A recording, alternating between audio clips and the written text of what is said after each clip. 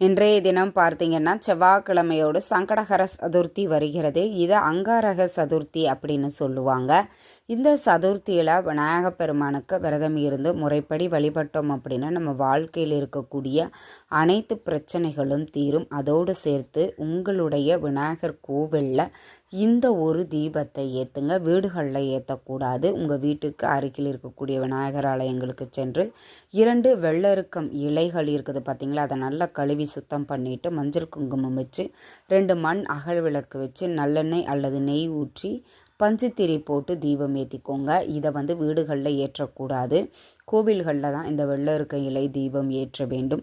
எதிரி தொல்லைகள் நீங்கும், வாழ்க்கையில் உள்ள வினைகள் நீங்கும், உங்கள் வீட்டில் இருக்கக்கூடிய வறுமைகள் தரித்திர நிலைகள் நீங்கும். அதனால் ரொம்பவே சக்தி வாய்ந்த இந்த வெள்ளருக்க இலையில் தீபம் ஏற்றி இந்த சங்கடகர சதுர்த்தி அன்று விநாயகரை வழிபாடு செய்யுங்கள்.